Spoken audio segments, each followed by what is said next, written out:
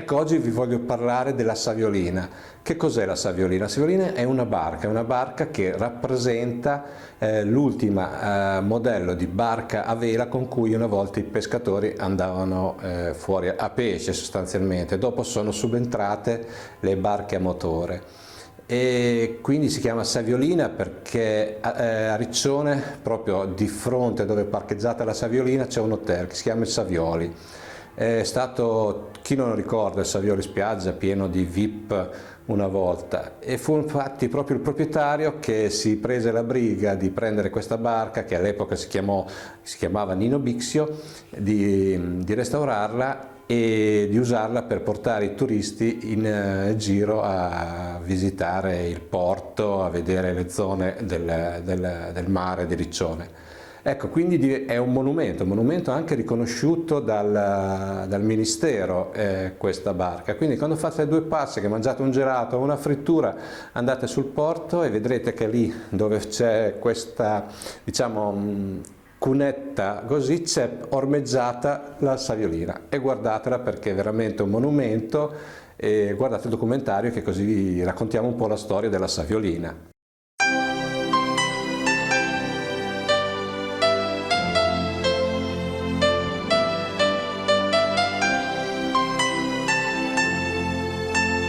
La Saviolina è una barca che rappresenta la tradizione marinara ed è stata costruita nel 1928, poi ceduta al comune di Riccione.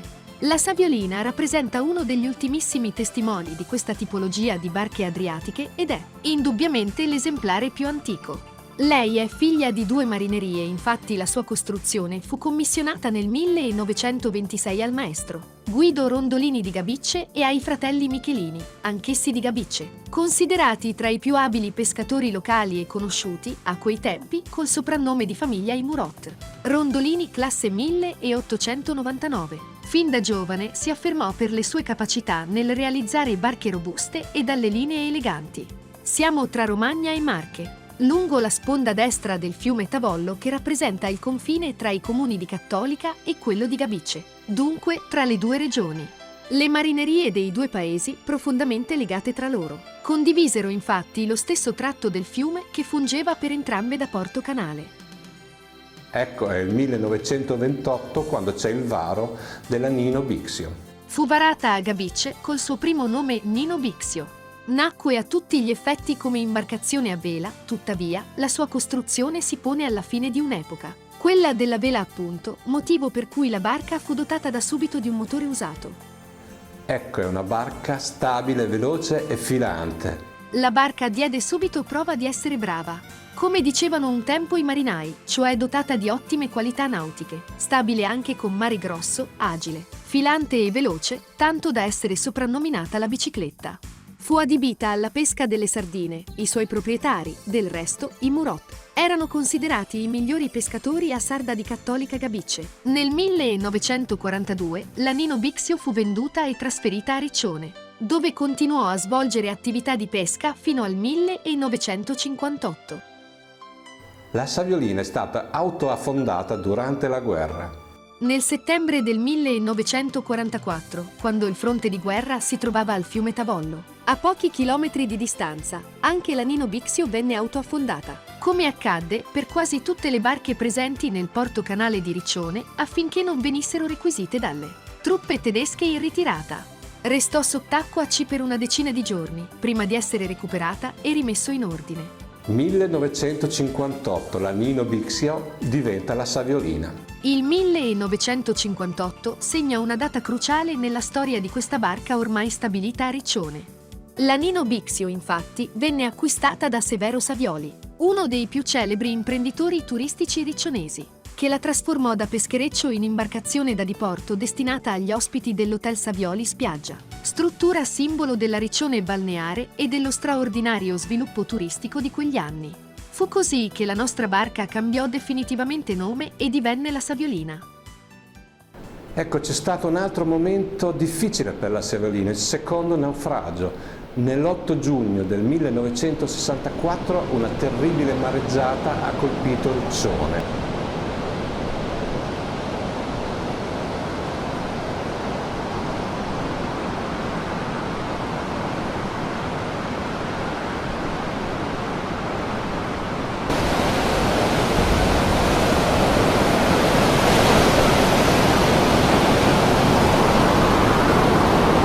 Ecco, è stata una mareggiata di straordinaria potenza che fece crescere la marea di quasi 2 metri, devastando tutto il litorale, trascinando sulle banchine e perfino sulla strada molte delle altre barche che si trovavano ormeggiate in porto. Dopo questa disgrazia, nel 1970 la proprietà, appunto Savioli, decise di portare di nuovo la barca in cantiere a Cattolica per farla tornare come era in origine, cioè prima del 1959. E allora ecco che la Saviolina è così tornata al suo vecchio allestimento di barca. Nel 1994 la Saviolina viene consegnata formalmente in gestione al Club Nautico di Riccione dai proprietari Savioli e diventa imbarcazione ufficiale di rappresentanza del comune di Riccione.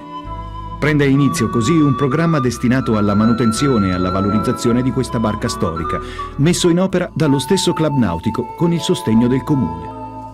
Nel 1998 la Saviolina viene dichiarata imbarcazione di particolare interesse artistico e storico, con apposito decreto del Ministero per i beni e le attività culturali, e come tale viene sottoposta a tutela di legge. La Saviolina, dunque, rappresenta un testimone vivente di una tradizione marinaresca ormai completamente scomparsa.